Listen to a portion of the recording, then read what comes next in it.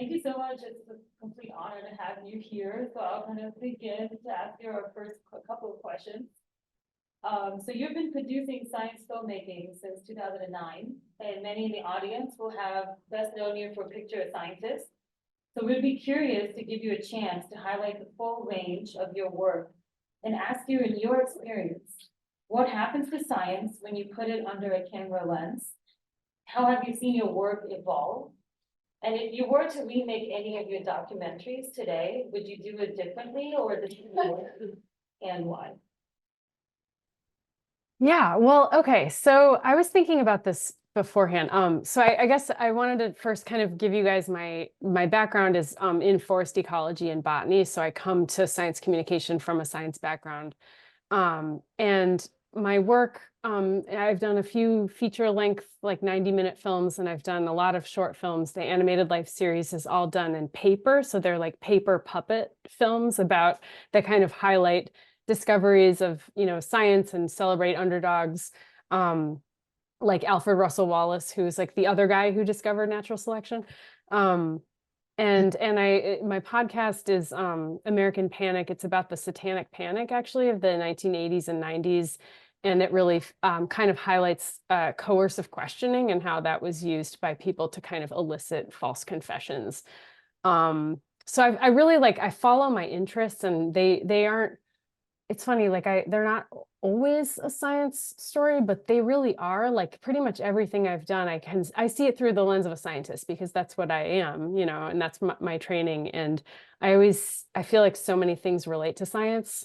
And it's almost more powerful that way, because people can watch your pieces or listen to your pieces and then they learn something they didn't intend to, and that's really exciting. So yeah, so when I put a piece, when I'm trying to tell a story through a lens, and I look at like a science story, I think one of the things that I think about a lot is that you really have to simplify your story in a way that you don't have to when you're writing it.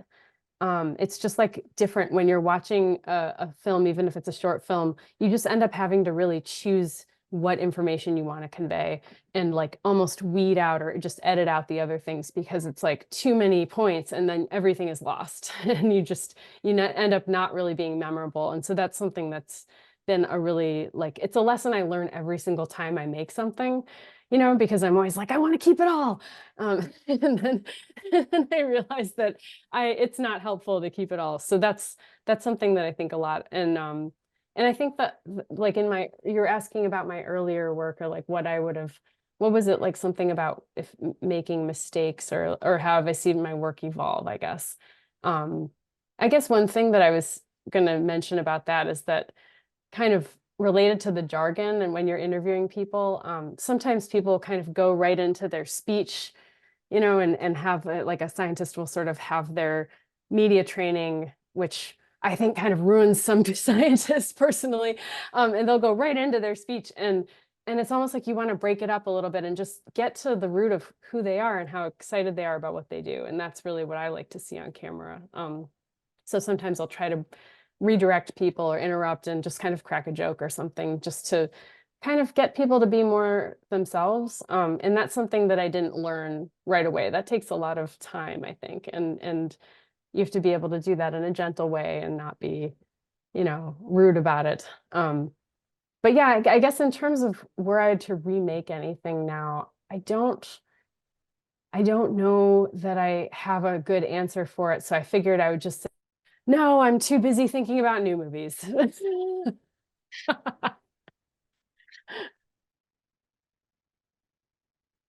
Yeah, and I feel like sometimes when you like you said, as a scientist, I feel like sometimes like jargon speak as like kind of learning science communication myself. It's been something that you kind of have to gain like where the audience and be like, do we know the jargon? And sometimes you don't realize in the audience that like people do know the jargon. So some people might connect with it if you did use it, and some people don't if you obviously use it. So it's kind of interesting what you said, to kind of see it from a scientist perspective when you interview scientists, how some of that personality comes through when the jargon is there. So I guess the next question we had was, because you have created this eclectic range of work, we'd be curious to dive into your creative process. but specifically asking about which methods, decisions, storylines, or points of views have been irreplaceable versus ones that can be actually complemented. Yeah. So, I mean, like thinking about my creative process, I think I read a lot. Like I read a lot of books and articles, and I listen to other people's podcasts and I watch other people's movies, and that always kind of sparks things. Or it'll be something unexpected, like I'll see a concert and be like, oh, I really want to use that kind of style for this piece I want to make about phytoplankton or something, you know? But yeah, like so I have a couple of collaborators that I work with a lot, and I'm really lucky that I got to meet them probably at the beginning of my career. Now it was like 2009 or so when I met both of them. And they're Ian Cheney, who is my co-director on Picture a Scientist, and then my friend Julia Marchese, who's my co-host on the podcast American Panic. And I just work with them over and over again. I'm really lucky to do that. And they're also, I think, part of the creative process for filmmaking and for making podcasts. It's really collaborative. You have like you go away and you make a cut or you do a script, and then you bring it back to your partners, and you're like, what about this? And then they're like, nope, nope, nope. And you kind of go back and forth, and you sometimes argue about things, and you're like, well, but I think this is really important and this is why. And that's been really helpful for all of my stories. Being able to have somebody else weigh in and say, you know, you may not need this part, or I think this is really important.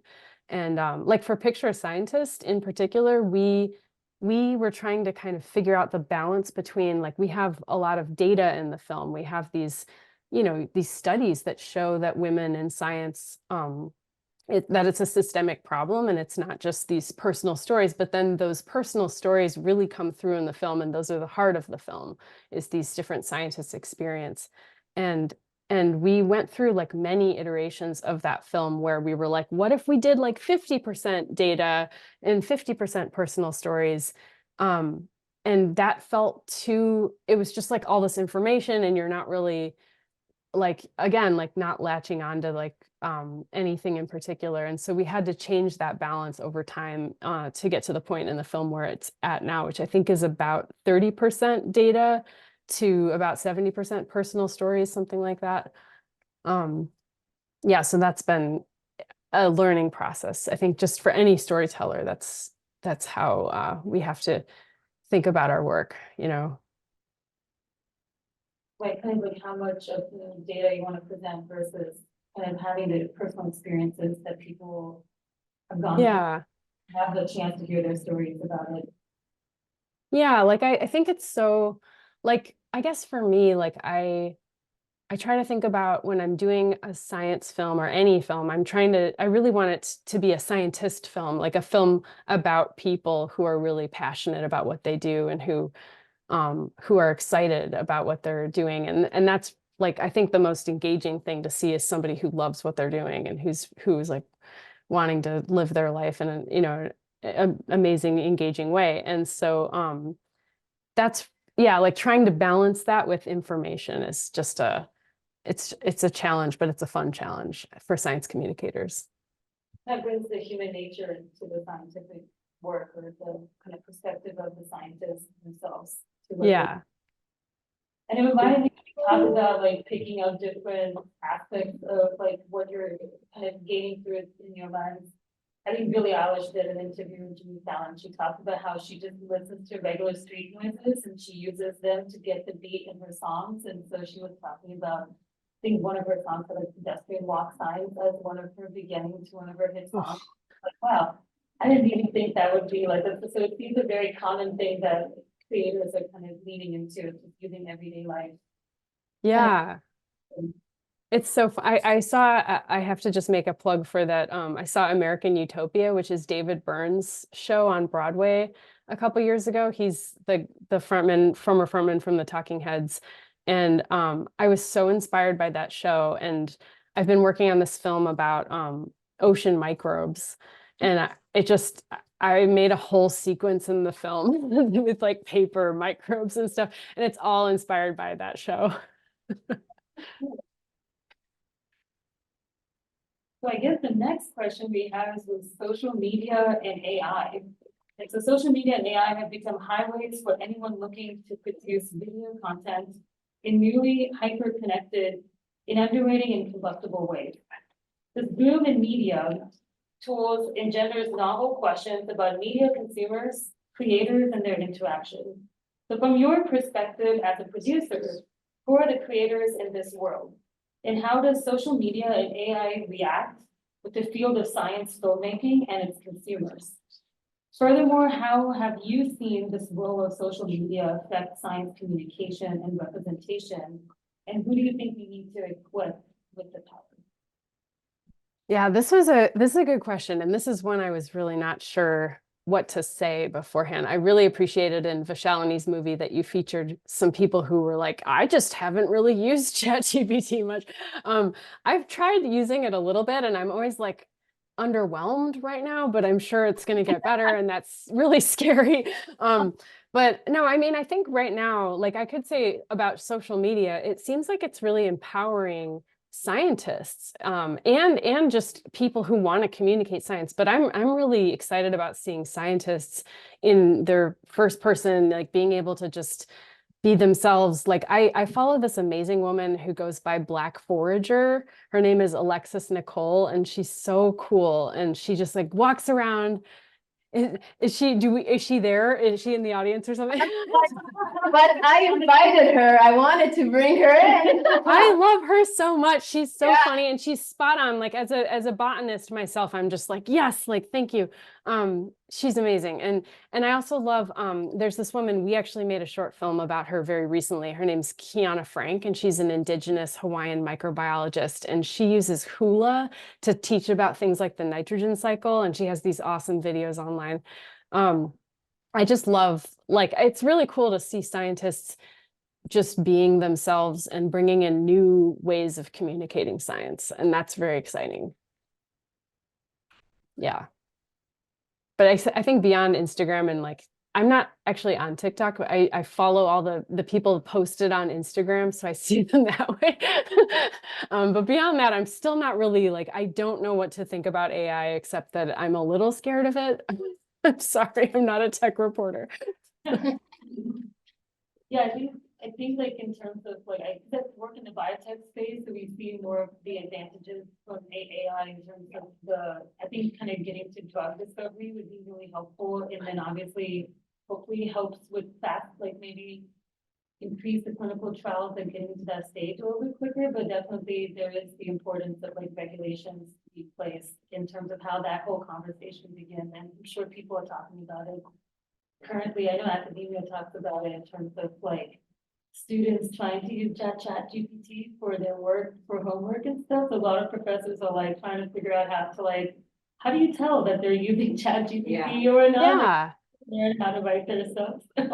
That's a real question. Like I saw somebody even in film who's teaching film found some software where you could like reverse like search the essays and try to figure out if they were written by AI, but Oh my gosh, I didn't even know that.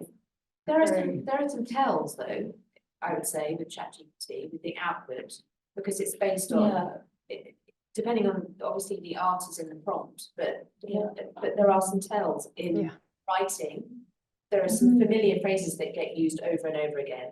And so I can now see where people have used it, because especially if it's journalism, templating. they're using the New York Times. The New York Times is actually suing ChatGPT because they're using their journalism and their style of writing as the algorithm, as one of the algorithms.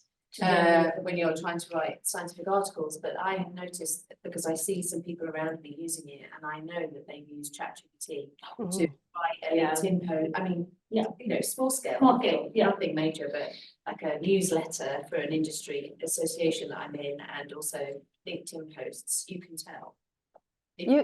Right now I feel like I completely agree with you. Like I'll read something and be like, this doesn't really. It doesn't have a point, and like sometimes and they'll use the same phrases over and over, but it'll be like this long and you're like, there's no, like, you didn't conclude your thought there in a way that a human would. That's why it's never a good thing to use just as is. Right. It's actually amazing to use as an initial screen, Right. right? And then Yeah. Yeah. as the guy said as an advanced search tool, Right. is really amazing. Right. And I think if you're someone who is using, looking to do, to sort of scan literature, there are GPTs where you can upload a paper and it will scan the paper and give you in seconds the main points that the paper's making, right? Kind of Which like I use it for. But I then write about it. I don't ask ChatGPT to write it for me. You still need a human. Yeah, you need a human touch. You need a human to make it make sense, to give a point of view, to have an actual beginning, middle, and end, and so to have conclusions, and also to write in a way that's engaging, because the output's not always engaging. Yeah, second the underwhelming feeling. I mean, it's a tool like anything else. It's not a Yeah. human being, so it's a tool to use with other things. Right. Yeah, thinking about it as a tool is helpful, definitely. I have a follow-up question actually, because on the using it as a tool, and we see schools and programs that are using, they're teaching ChatGPT or social media as a way to do whatever, whether it's research, whether it's like literature or whatever, like they incorporating those the same way that we incorporate computers and other tools, calculators in our, in our work. And so like I find that interesting, and I wonder if, the speakers, if there is if you see in the future a way that we can incorporate social media and AI as a tool to accelerate communication. I don't know if you see it as a possibility or it's still somewhat like a gray area. Just your thoughts on that. And yeah, this is for sure. And Yeah, also, Yeah. I guess, Yes. I guess if we wanted to double down, follow up our next question too. He just asked kind of like this idea of like, can AI accelerate science communication? And then we had. Yeah, I think beyond social media and AI, there are also like entire media industries and ecosystems that exist, each experiencing their own threats and successes. So for example, reporting giants like BuzzFeed and Vice are falling and struggling to combat misinformation and public mistrust.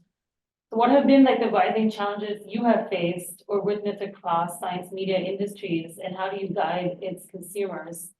And because of these changes, is the way the science gets represented in the film and media leading to new creative expressions, or do you see like creative losses? Yeah. Yeah, I appreciated this question a lot. I mean, I think so personally, like as a filmmaker who likes to focus on science media and science film, and just in general, I think that our whole industry, like the film and TV industry and the podcast industry is in like a cooling period right now. There were like a ton of layoffs last year at the big like Netflix and Hulu and Spotify and all that. And for a long time, there's been this cooling off in like broadcast television. Like I used to work at National Geographic Channel, and that's just been like, I don't know, the whole industry has been scrambling, and everybody's like, I don't know, programs are making less money, and ad buying, it just isn't happening or whatever. But yeah, so that's been something. I think it's led to like, at least I'm seeing it in broadcast TV and in the streaming giants, this sort of race to like try to make sensational content that's like crime, danger, like celebrities, and opinion-based journalism or opinion-based stuff, not so much like fact-based or science content. Or if it is science content, it's like has a celebrity host and it's about some sort of like the most dangerous whatever shark in the world. So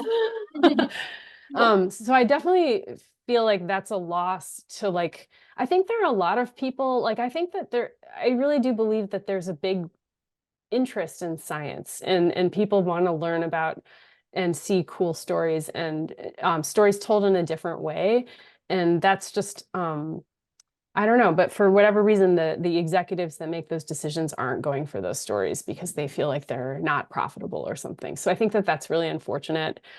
Um, I think that, at least from my perspective as a totally biased independent filmmaker, what I'm trying to do is just continue to make independent films. And then once that film is made, show that there is a market and there is interest in a film like Picture a Scientist, and show that people actually do want to watch these films and talk about them. But yeah, trying to make that on your own is really hard. And, you know, trying to convince people to give you money is not easy. But I have to say, one thing that I'm really worried about with this drive towards like away from the media giants who are all falling right now, and towards like our own independent projects and towards opinion-based, you know, projects, is that there's this lack of fact checking. And that's something that, like when I've worked in the past at National Geographic, or especially at the New York Times, even with Gimlet and Spotify, they had like really rigorous fact checking protocols. But if you're an independent filmmaker, you don't really have to do that. Like, I mean, we do, and it depends on the filmmaker. Like my partner Ian and I were both very scientifically minded, and we're using science in our work. And so we work with our lawyers and we make sure that we fact check everything very rigorously and make sure that we have documentation and corroboration. But not everybody's doing that. And so that's what concerns me. If you're watching an independent film and it has some angle, it might not be scientific at all, but it's being presented that way. And I think that's something that's very concerning. Do you think, just as a curiosity, do you think that came from the maybe aftermath of the discussion around COVID? Like in terms of, do you think that's where things kind of started in terms of those? Yeah, like in terms of the cooling of the media landscape, In terms I of think so. the economy maybe playing into that? Yeah, I think so. I mean, I think it's definitely, yeah, it's been ever since COVID, it's just been really weird. Like not as many projects being made. And there's been a lot of talk about like, oh, like, you know, streamers overextended themselves and now they're kind of tightening their belts. And that might be true, but I think that we're seeing that certain types of projects are continuing to be made, and then like the science projects are not really being featured so much on those streamers. And like I had a friend who's an executive at Netflix for a long time, and he was a champion of science media, and he was laid off last year. So now they don't have anybody there who's like a science person, as far as I know. So it's just unfortunate. Yeah. Yes, go ahead. Yeah, it seems like the costs of fact checking are a big factor there as well. And That's true. also almost imagine like a fact checking organization that serves a consortium of filmmakers, maybe. And my question is actually related to that, which is, it seems like with Picture a Scientist, you've had this series where you've been able to address a bunch of different things. Well, I'm excited to watch it after this, but when I'm wondering if you could say or think a little bit about the implication that we need to be doing work that is that gains its audience over a longer period through more nuanced means. But that also to me implies that it would be good to have something that can be under an umbrella, right? Like Picture a Scientist. So have you thought about projects that could be under an umbrella that could do a bunch of different things and do it over a longer period and really build an ecosystem, an audience kind of thing? I mean, that's really astute. That's exactly like, as an independent, you know, person in this media landscape, that's exactly what I'm trying to do. That everybody I know is trying to do. Like I'm part of a little group called Wonder Collaborative, and it's a new science filmmaking kind of just informal group of people that come together and like share ideas, and we're all very passionate about science communication, and yeah, we're all thinking about trying to make more projects that can be sort of evergreen, that people can continue to watch and that are relevant, you know, a couple years from now or 10 years from now. But yeah, it's very much like just like with natural selection or something, you're like picking projects that are going to, you know, they're in a certain vein for sure. But that's just like the reality of our work, I guess. I love the idea of having some sort of independent group of fact checkers that could work with different filmmakers, that you could hire these people and they already have like a wealth of knowledge that they can help, apply to your project. That's a really smart idea. Or maybe if the Wonder Collective gains resources over time, it could. Yeah, that's true.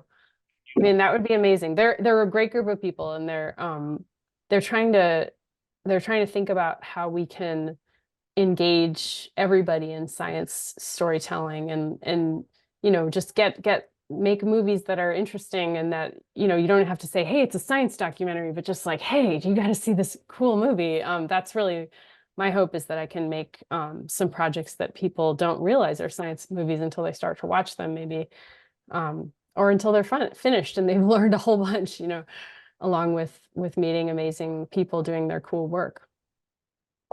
Thank you. Yeah, thanks. Another moderator question. Yeah, I think kind of going off of the question on picture a scientist a little bit more. So thinking about the audience of that movie, our members were curious to ask about the film's goal and impact on cultural change in universities. Given that we're now in an election year, members are especially interested in how social and political discourse makes its way into your work. Could you start by talking about why you decided to film the challenges faced by women in STEM? And what was the impact that film had on universities? And what do you think still needs to be captured by a camera and or covered in science and media? Also, given that filmmaking is a slower process than writing a news article, why is it so critical that certain issues or changes in science still be captured by film, despite the rapidly changing world? Yeah, I mean, okay, so the goals and impact for Picture a Scientist, we wanted to generate a conversation about, sorry, my daughter's screaming. Can you hear her? You're all good. You're all good. Okay. Sorry, she's really upset that the door is shut right now. She's a toddler. Anyway, so goals and impact for Picture a Scientist. We wanted to generate conversation about women in STEM and the persistent, these issues that have not been resolved. And that was really the main goal, was to get people to start talking about these problems. And we've done over 2,500 screenings of the film across the world, like everywhere. We've screened it, NASA, MIT. It's now required viewing for new hires at Cold Spring Harbor Lab, which is really exciting. And there are other places that are using it as a training tool. I've also been in Q&As at some of these larger institutions, where there was one where somebody said, I've been here for 30 years and we've never talked about this openly. So that was really gratifying to hear that that the film was like just used as a way to have these conversations internally with people who are, important to that institution. And I've definitely heard of women coming forward with their own stories because of the movie, but that wasn't like a main factor for us in making the film, because I really believe that everybody, you're entitled to not come forward if you aren't in a place where you can. Like, I'm not saying everybody should be coming forward with their allegations or whatever, because I know that everybody is in a different place. So, but yeah, just having that conversation has been really exciting. And I know that, I'm hopeful that there are changes that have come out of it at different institutions, but I don't have that data in front of me. But I also think, Picture a Scientist is a starting point. It's not it's just the first movie that's really talked about this stuff, and that's kind of hit the scientific community in a big way. So I think that there are other movies that could be made about women in STEM, LGBTQ plus people in STEM, women of color in STEM. I'm just glad that we were able to kind of show that this kind of movie can be received well, and people can, use it as a tool to start that conversation. Yeah, and then your question about how long it takes to make a movie. Yeah, we started Picture a Scientist in 2018 and it came out in 2020. So that was like a pretty quick process, 2 years, but I have movies that have taken a lot longer than that to make. And I think it's just, they're different than a book or an article. And I think everything has its place. but I have to believe that people still want to like get together and watch a movie and like have a conversation about it. And I do think it hits you in a different way when you can see people telling, you know, and like really get into their story and live their story with them. So that's, you know, it can convey a lot in 90 minutes or 60 to 90 minutes. And I think it sparks emotion in a way that other forms of media don't, or just in a different way, you know. So I have to have hope that people will keep watching movies because I'm going to keep making them. So. I think that's what me, my PI organized to see your movie actually when we were in the pandemic. So we had people join in to like see it together virtually, and we were able to like have a nice conference, like a conversation open up to each other about kind of experiences. We had professors and then we had students, so like everybody from across the spectrum, and it was kind of really interesting to see everybody's experiences really openly. That's awesome. I'm so glad. Yeah. One last question, moderated, probably the last one, just Yeah. because of time, and then I see everyone's really eager to ask questions too and open up the full floor for each other. So just one last. So I guess finally, given that the goal of this event is to discuss whether science is entering a new media age, we'd be curious to conclude by openly asking this question to you.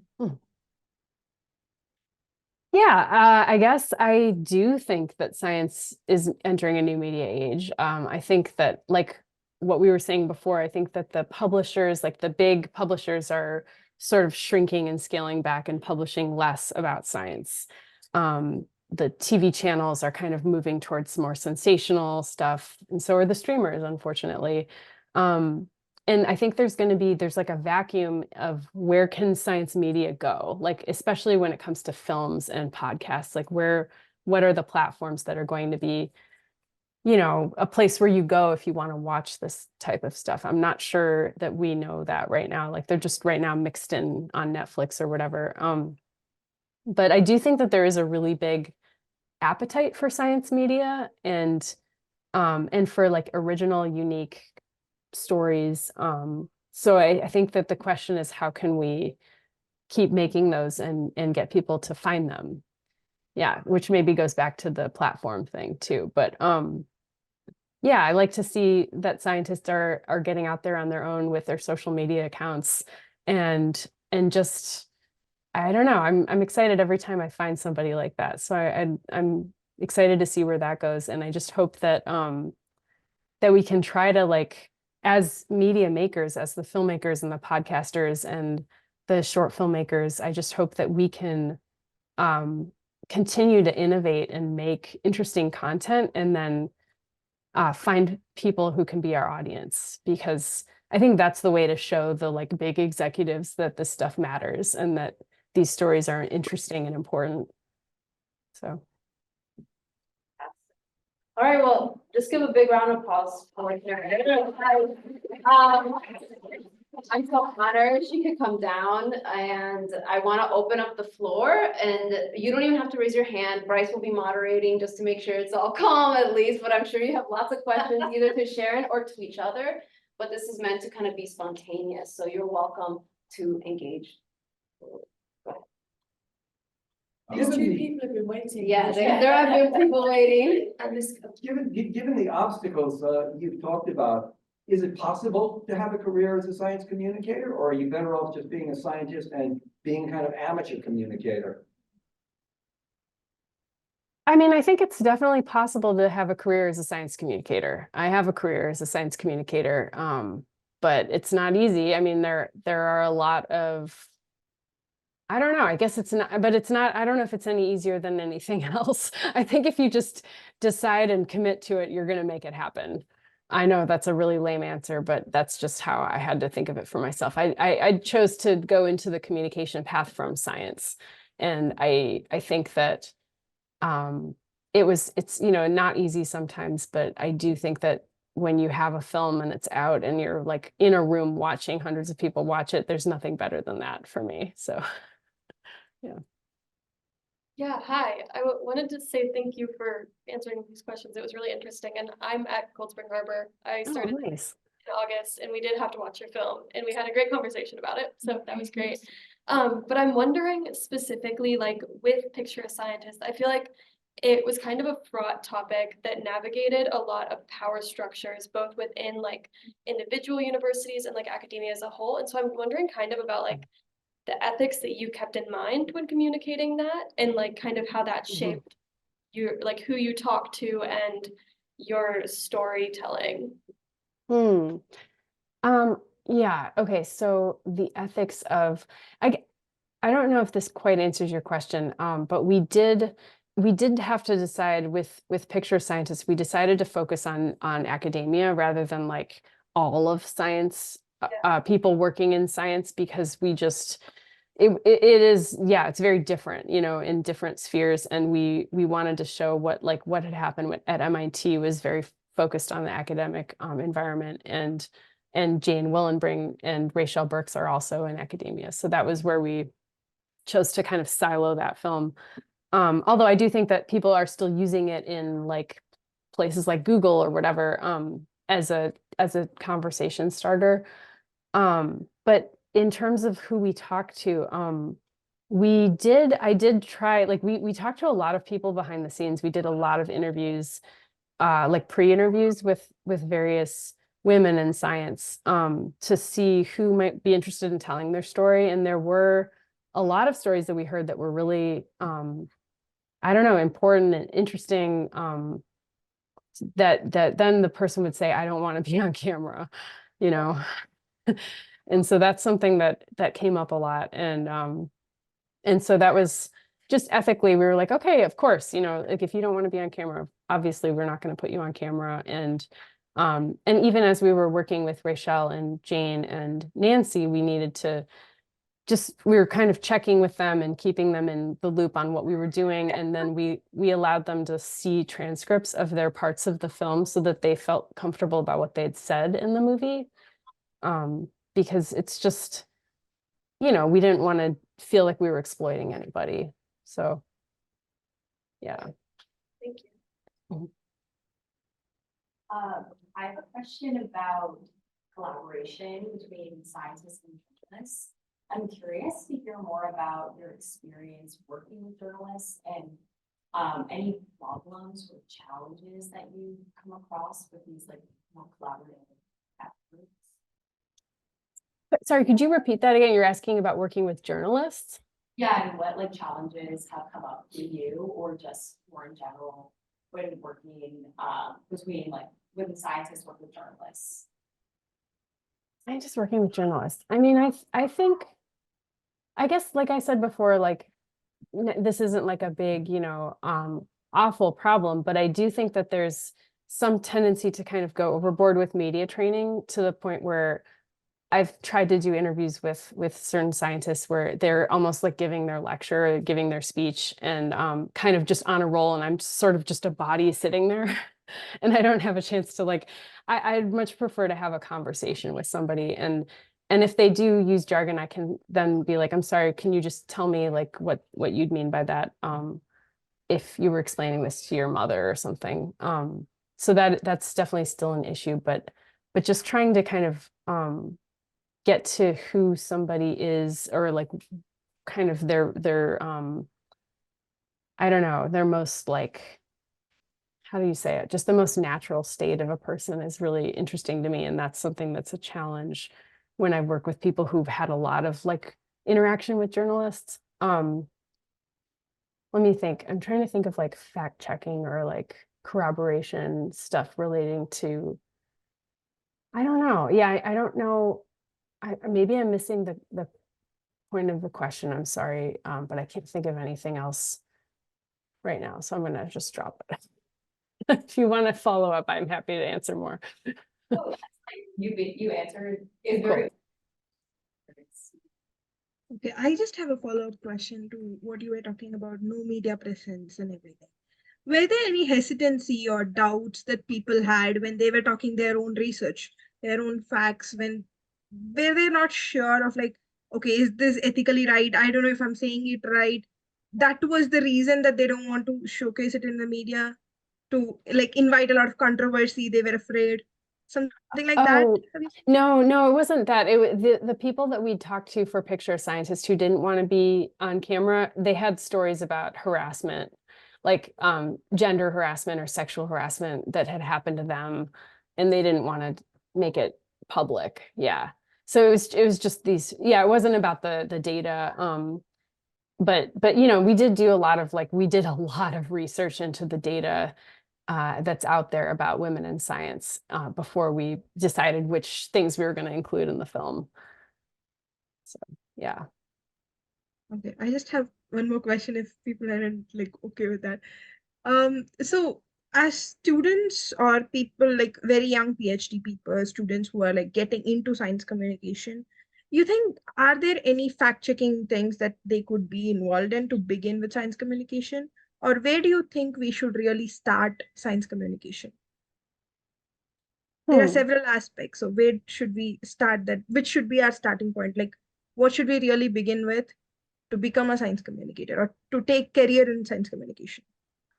I love the idea of making short films to as a way in, because you'll start to understand like what you want to communicate and how like you have so much information in your head, but then you can't actually put it all out in a video because it's just too much. It's just, you know, you really have to start to edit yourself. And I think that's a great way to start short films. And then if you want to write, I think articles is also a helpful way to also condense your thoughts and try to focus.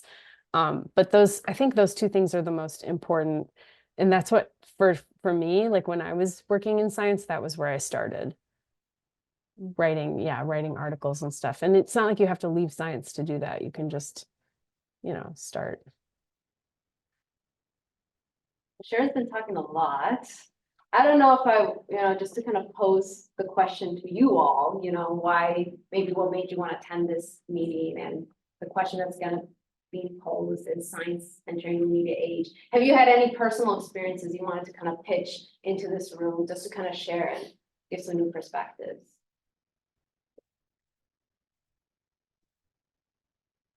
I was gonna be interested from for the use of social media as a way of communicating science, that it can be both powerful but also dangerous because you're shortening your science to a few sentences or one post, and that can be misinterpreted a lot, right? And we see it all the time. Science is out there, and people think it like, oh, scientists are saying this thing, therefore, you know, and then use it for their own angle or their own agenda. And so, like, to me, that was interesting as a, you know. And has anyone, I don't know how active everyone here is on social media, but have you had that experience personally, like where you released your science in a public way and it really kind of backfired? I haven't had personal experience of it, but I work in food. I work for a startup, in a food tech startup, and what I see happening is that in order to communicate what we are doing, we are working against a wave of misinformation and a wave of articles that are written by journalists with very, very clickbaity titles, which is misinforming people about what they should and shouldn't be eating. And so I really want to be the voice of reason that helps people find a way to eat good food that they can afford.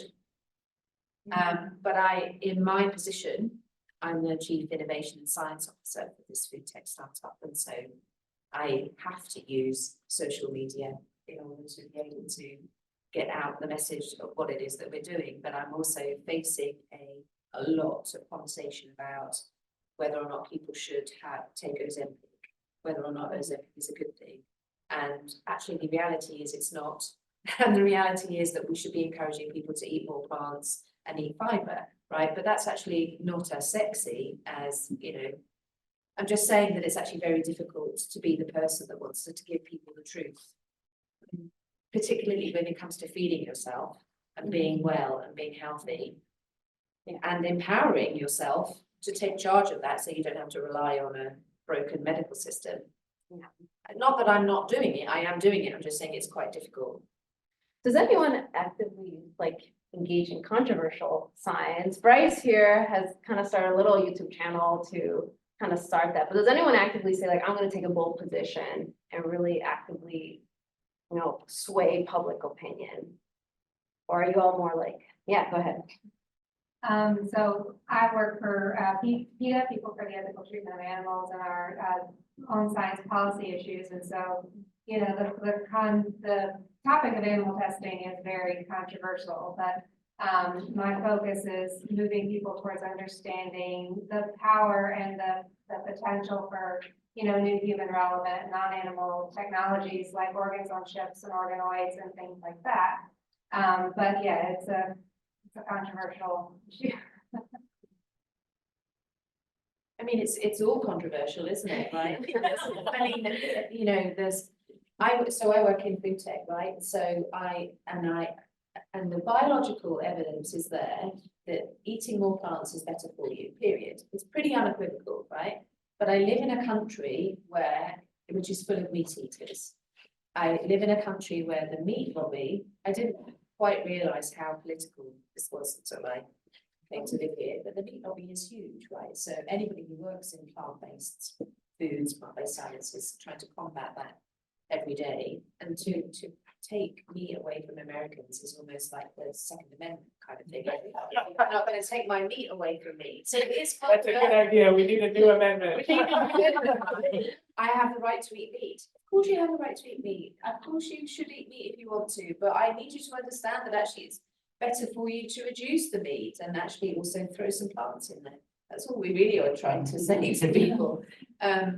So it's not, these things shouldn't be partisan, and they seem to be partisan, right? Because emotionally, nobody wants to hurt an animal. Emotionally, unless you're a sociopath. Emotionally, we want people to not be hungry and to have good food, right? If you're a decent human being, that's a basic human right. That's the same whether you're a Democrat or a Republican. But Even if you're not a decent human being, that seems like a basic a right. basic right, right? Exactly. How more people get to be. So when did that become political? When did that become Yeah. controversial? Fundamentally, that's a problem. That's what you're touching on, right? I'm a scientist, so I'm telling you scientifically you should eat more plants, but actually what underneath all of that is, what I'm trying to say is that, not being hungry in 2024 is a basic human right. I'm sorry, we got off topic a bit, sorry. I was gonna say when you said sensationalism in terms of, so I think in the, I don't know, personal opinion that I think backfired in media was how they, I think more or less talked about Kate Middleton's, like they just kept pounding on like what was going on. And it like she had to. Well, they were like fools then, didn't they? Yes, they really did. You kind of could tell something was going on. I Yes. just somebody and then. Common sense should have told you that. Right. And then she had to make a statement and she could tell, at least from her body language personally, that she really didn't want to say it. She looked upset. She was very upset and I was like, nothing as major as hers, but I had a ear tumor and they said it was mostly benign and I wasn't luckily, it did turn out to be benign for me, but it was I didn't really want to talk about it once I went to the doctor, so it was like, kind of seeing that, like, well, it's a good example of how media, it really backfired on them. I think should have told media how to delicately tell people's stories a little bit better, or maybe not tell the story if they didn't want. I wonder how much of the problem is people, like being nosy and wanting to know like, what's going on there, and then the media caters to that audience. And The media is Yeah, that's a structured. profitable That's how it is. Right. Exactly. Right, exactly. And that can kind of play into the science communication sensationalism bits too, is people, a lot of times it feels like they don't want to think, they want to consume, and they want to be told what to think. And that feels like part of how like sort of sensationalist, clickbait, lies kind of get shared. People read them, they don't want to think, and someone tells them something for them, and then that fits into the entire algorithm of people like, oh, someone looked at this, so much more people want to look at it. And it's like a cycle, almost positive feedback loop. Sadness. You don't ever want to be part of a system where science is used to create panic. Right, so, and I think especially in food, that happens a lot, right? So, recently there was a paper on the impact of sweeteners on the gut. And actually, nobody ever goes to the paper and reads the research, right? But the title is that, all sweeteners are really, really bad for you. So much so that people were texting me and asking me, should I stop eating this? Or should I stop, and what have I got? What I've got it in the cupboard and blah, blah, blah. And I'm like, okay, so now I need to go read this paper to see what it actually says. And when I looked at the data, aspartame is really not great for you, but the others were really, because obviously the stevia and everything. Stevia is fine, but that's not what the title said. And so, I don't want to be, I personally don't want to be part of a system that creates that kind of panic. We were working on a proposal where we were thinking of maybe papers need to have a little section at the top that is like the media takeaway. Yeah. And just some bullet points that ward against those clickbaity overinterpretations.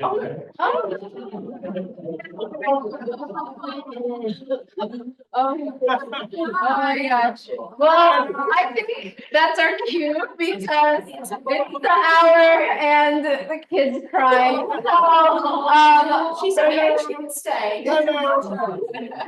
Welcome, Mia, say hi. But I think, thank you so much, Sharon. Seems like, you have to comfort your child. So, thank you so much for joining us. It's been fantastic. Sharon. Yes, another round of Thank applause. you. Thank you so much, you guys. It's so nice to see everybody, and thank you for having me again.